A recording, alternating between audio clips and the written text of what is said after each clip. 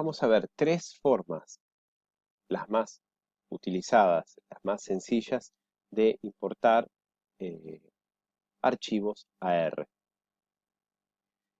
Primero, yo tengo que saber cuál es mi directorio de trabajo para saber dónde colocar los archivos, las bases de datos que voy a utilizar. O, en su defecto, definir un directorio de trabajo. Para saber dónde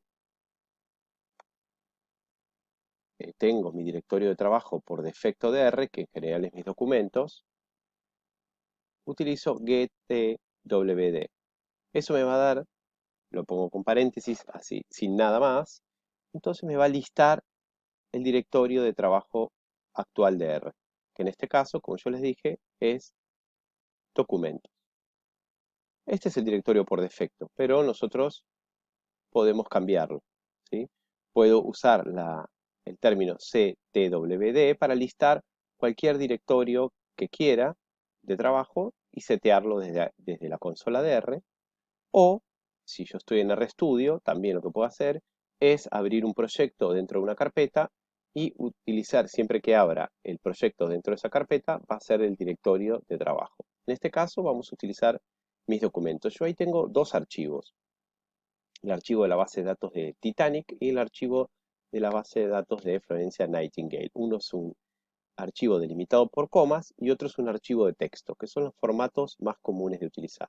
Y tengo también un tercer archivo, que es la base de datos de Florence Nightingale, pero en una página de Excel, donde la vamos a copiar directamente y la vamos a tener en la papelera. Y de la papelera, del clipboard, la vamos a pegar en la consola de R. Vamos a empezar con el archivo de texto. También vamos a aprovechar para ver algunos de los errores que pueden ocurrir. Voy a abrir, simplemente para que lo vean, el archivo de Florence Nightingale. Entonces voy a usar la función readTable, ¿sí? El nombre del archivo siempre entre comillas.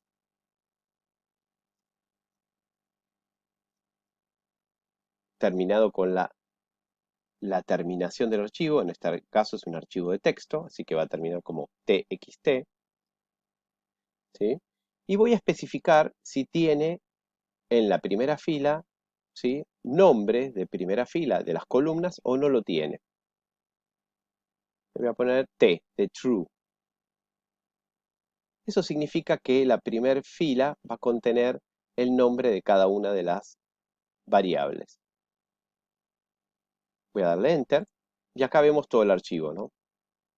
¿Sí? ¿Ven? Lo abrió de manera correcta.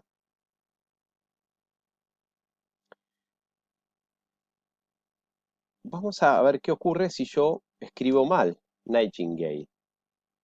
Me va a dar un mensaje de error. El mensaje de error es este. No fue posible abrir el archivo. No existe el archivo o el directorio, me dice. O sea que el directorio está corrupto o el archivo está corrupto. En este caso, ese archivo no existe. Si está mal tipeado, no lo lee. Ahí está. Vamos a ver qué ocurre. Ahora vamos a abrir un archivo CSV. En este caso es read CSV. Y el archivo se llama Titanic.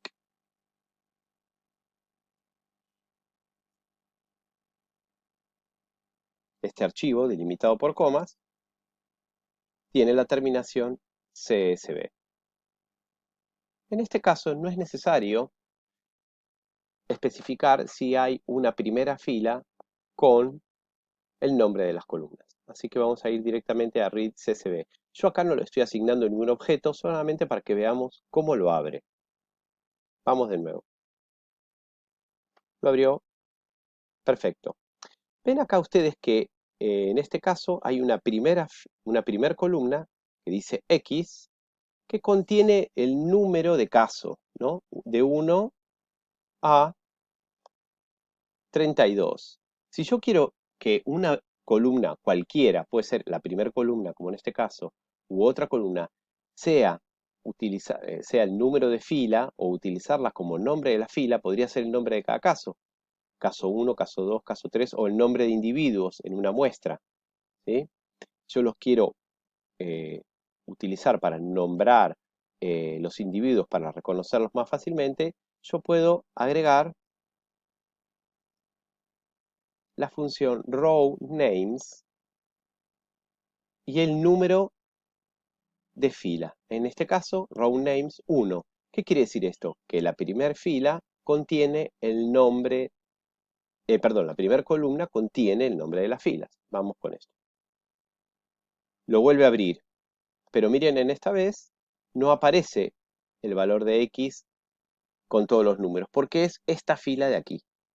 ¿Ven? Esta fila se ha convertido en el nombre o en el índice que me sirve a mí para nombrar cada una de las filas. ¿Sí? También puedo generar yo un nombre de filas después, mientras estoy trabajando, pero puedo tener un nombre ya de origen. Una cosa interesante de este archivo es que me lo lee mal.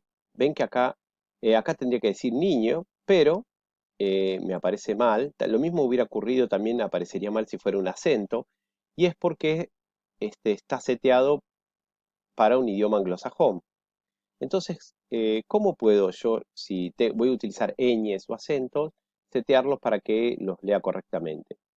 Una opción es, por ejemplo, voy a poner, antes que nada, antes de comenzar, options, ¿sí? Imagínense que yo recién abro mi, mi consola de R y lo primero que hago es tipear esto, options, encoding igual Latin 1. Esta opción va a hacer que todo lo que yo abra esté dentro de este formato Latin 1 y por lo tanto me, me pueda leer correctamente algunos símbolos que no se expresan en el idioma anglosajón. Listo. Todo lo que, por ejemplo, y ahora vamos a abrir de nuevo el mismo archivo. Voy a sacar row names, no me importa ahora, lo vamos a abrir de nuevo, a ver qué ocurre. Y lo abrió bien. Niño, ¿ven acá? Lo abrió correctamente. También el encoding podría ir dentro de la misma mensaje, aquí dentro de la misma función de read table o de read csv. Podría ir aclarado encoding guión, ¿sí? Latin 1. Pero en este caso solamente serviría para abrir este archivo. O sea, dos opciones. Yo lo puedo setear desde el principio, tipeando options encoding, o incorporarlo al cuerpo de la sentencia al momento de abrir el archivo. Esto siempre y cuando tenga en mi base de datos algunos caracteres que me presenten dificultades de ser leídos, ¿sí? O que tengan alguna dificultad de ser leídos por su naturaleza. Vamos a ver ahora otra opción. Vamos a importar desde Excel. Algo que puede ocurrir muy comúnmente es que yo esté trabajando en una base de datos de Excel, como esta. Esta es la base de datos de Florencia Nightingale. Yo puedo estar trabajando en esta base de datos y quiero hacer un análisis en R y puedo estar en el proceso de modificar, elaborar, corregir o trabajar, o quiero trabajar al mismo tiempo en esta base de datos y en R. Entonces, eh, con control C yo copié esta base de datos, ven, ya la copié, la tengo en la papelera, en la memoria de mi computadora, y voy a tipear read table, como si estuviera abriendo una tabla, ¿sí? Pero voy a poner clipboard.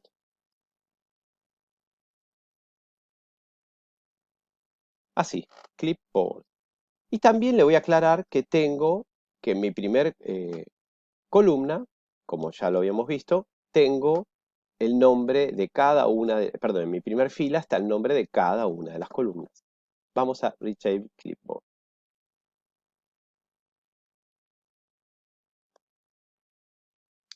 Aquí me dice simplemente que el argumento encoding será ignorado. ¿Se acuerdan que yo estuve trabajando con el seteando con encoding, pero me lo abre perfectamente? ¿Ven? O sea, lo leyó de la memoria y me lo abre.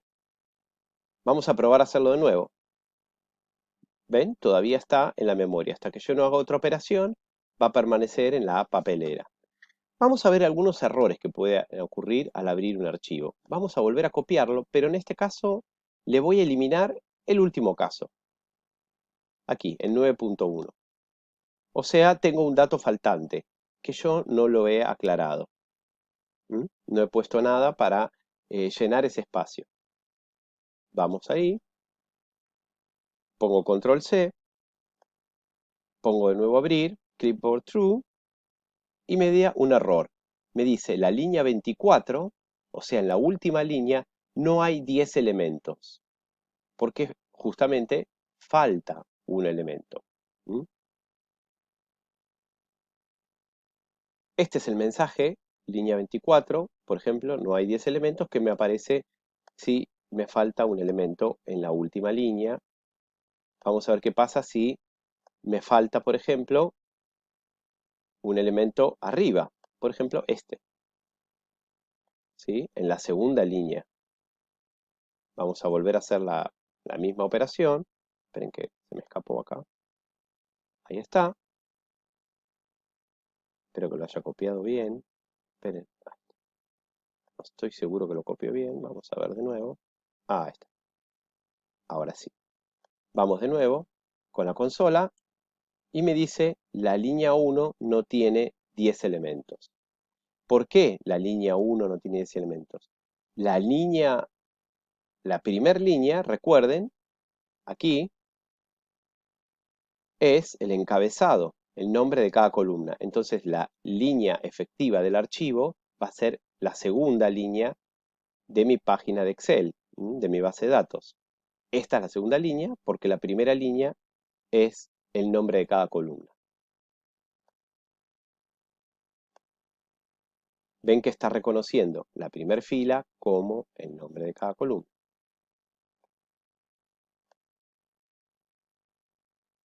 Ahora, ¿qué pasa si, miren, acá está mal escrito, this is rate, pero si yo dejo un espacio entre this is y rate, ¿ven? Dejo una tabulación aquí. Vamos a copiar de nuevo. Esto es muy común, este error, porque a veces uno está trabajando y sin querer hay una tabulación en algún lado, y cuando importa sus datos en R, va a ocurrir lo siguiente. Me dice, la línea 1 no tiene 11 elementos. Lee como si tuviera que haber un elemento de más. Miren, 1, 2, 3, 4, 5, 6, 7, 8, 9, 10, 11. ¿Cuál es el elemento de más que lee? Este espacio está leído como un elemento de más, pero solamente ese elemento de más, esa columna de más, se da aquí. El resto del archivo no lo tiene. Entonces, detecta que en la primera fila hay un espacio de más, como si fuera otra columna. Ya vimos tres de las formas más comunes de importar datos en R. En un próximo video vamos a ver tres de las formas más comunes de exportar datos a R y los distintos formatos.